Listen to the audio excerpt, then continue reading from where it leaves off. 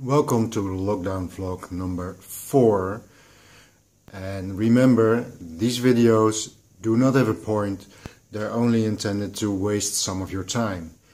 Now I know I've said that before, but still there was some people in the comments who were obviously didn't understand why and what is the reason for my videos. One of the commenters said, there is no lockdown, stop spreading the panic. Well, you guys, if you can tell me how I am spreading panic with this kind of videos, please tell me, because I will change it right away. That's not what I want to do. But these keyboard warriors, I asked them, how is providing some entertainment now everybody has to stay inside? How does that equal to spreading panic? Well, of course there was no answer. These keyboard warriors, they don't think, they only react. So as soon as you start asking questions, they get into trouble and you don't hear from them anymore. Well, anyways, it is a beautiful day. And the last time I asked you guys, what would you like me to talk about? And somebody said, well, how about some of your HiFi history? And I thought, you know what? That might be quite nice.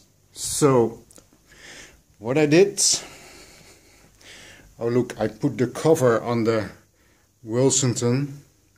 So this is what it officially looks like with the cover on. I don't know if you think it's better or worse, but this is what it looks like with the cover on. So I was searching on the internet and trying to find some of the things that I had in my HiFi history. Now this is not a picture of what I had, but this thing in the middle over there, the Akai Cube series, that is what I bought. I had one of these racks and I had the equipment in there. But this was a system that you could get more and more and more of and put all kind of other things in there. Let me change it. Over here you see some of the pictures. You could stack them on top of each other, next to each other. You could hang them on the wall. It was a very interesting system and I liked it very much. And the loudspeakers that I got with them were the KEF 303, the first series.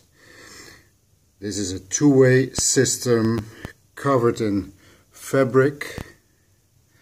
As you can see here, now offered for 340 euros still. So over here, so it was a two-way system. Here you can see they took the cloth down, the fabric down, and it was a two-way system looking like this with real KEF quality. These things sounded very nice. Do I have another? Yeah, and they had these spring clip for your loudspeaker cables. At one point I updated it and had them install some normal banana plugs. And I got these from my parents. We had two pairs of them, two in the front of the living room, two in the back of the living room, and they ended up with me, and I've been using them for a very, very long time, I must say. That's the spring clips. Now, after that, I don't know if it was this Sony, but after that I had one Sony.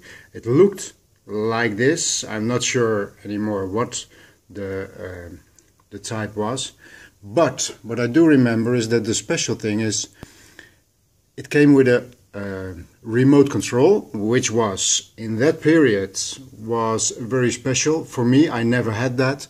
And if you turned up the volume, the dial, the volume knob would rotate as if by magic. This was something I found very special in that period. So after that, my real audiophile journey started with the musical fidelity A1 integrated Class A amplifier. This was my first serious amplifier, and I used it for a long time with the kefs that I just showed you. This was Class A. Now you know that Class A can get very warm, and most of the amplifiers Class A are very big, but over here the top was for cooling, but these things got so hot that it led to people having solutions like this, having two fans on top of the amplifier, because these things really got hot. I had to bring them in for repair, I believe 3 times, and then I changed them because I was fed up with having to bring them, and the only problem that they broke down was heat. That was just ridiculous. But why would you keep an amplifier like this? Because the sound was just, I love the sound. This is where I fell in love with Class A tube amp kind of sound, because the next the kefs had been replaced with these audiostatic electrostats for some time. Not a perfect combination. I had a set in black, so I played with electrostatics for a long time. Now electrostatics, they are amazing, and they are, in the end, they are boring. They give you a lot, but they don't swing, I didn't like them. So they had to go. Let me see. The musical fidelity, I used that one for a very long time. I'm not one of those audiophiles that changes equipment every 6 months. I think there is the musical fidelity.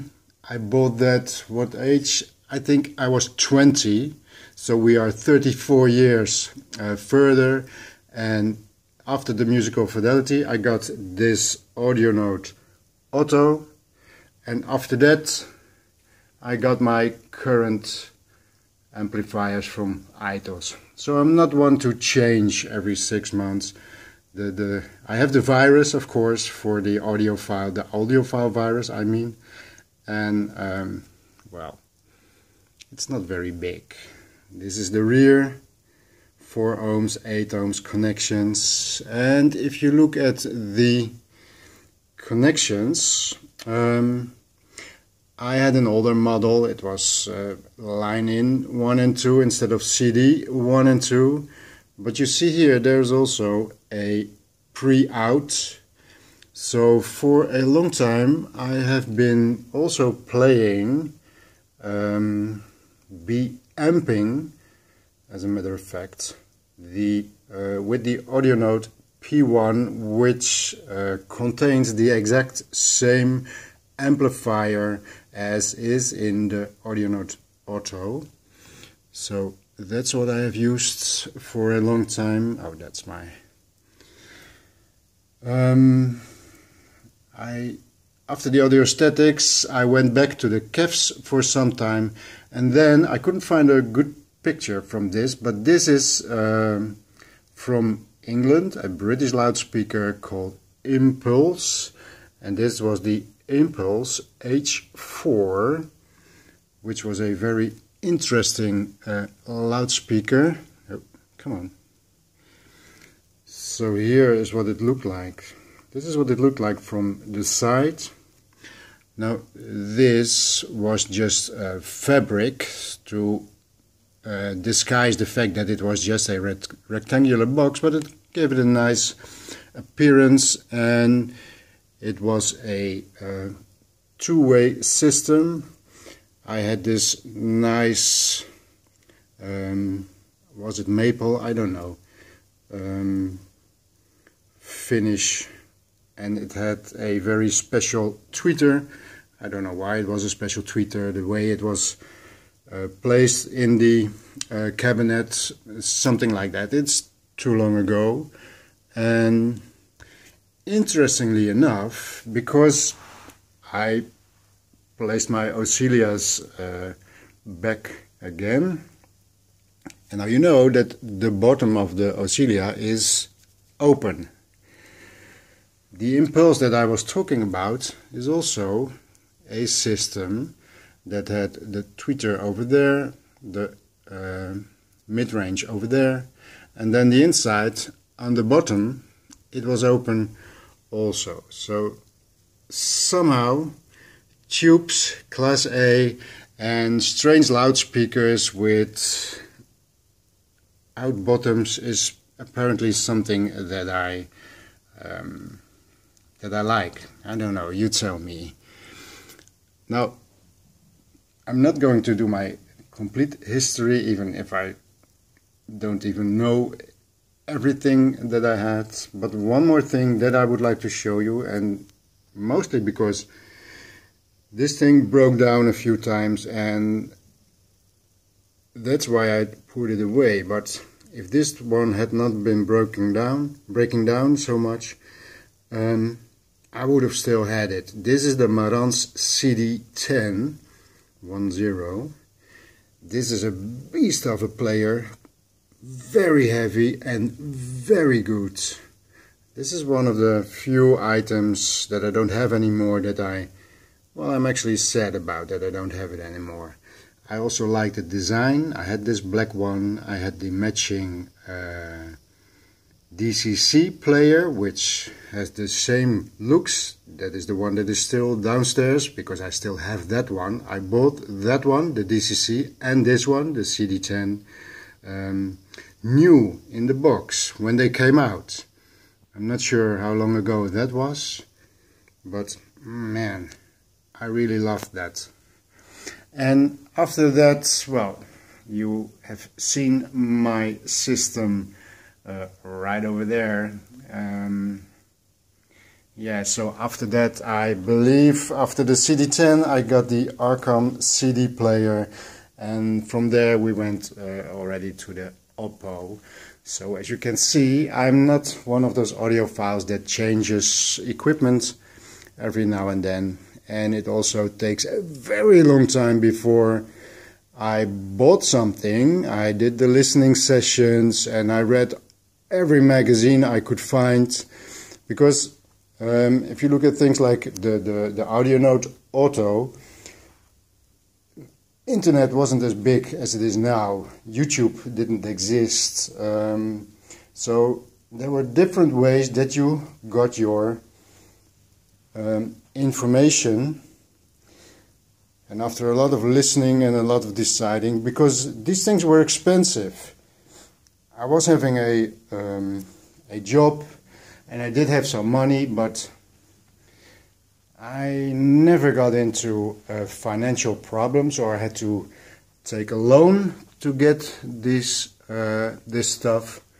But in all honesty, I did buy a little bit above what I should have done, but I never regretted it. It was well, this was the things that led up to me now having this wonderful preamp together with the OTL power amps, the Oppo Blu-ray player, a standalone DA converter, all kind of power management. But thank you for the question about, tell us something about your HiFi history. I hope you enjoyed it. I try to keep these videos, once again, videos that have no point other than to waste your time. I try to keep them at 10 minutes, and until now I didn't manage that. It is now 15 minutes. But thank you for watching, and I see you tomorrow.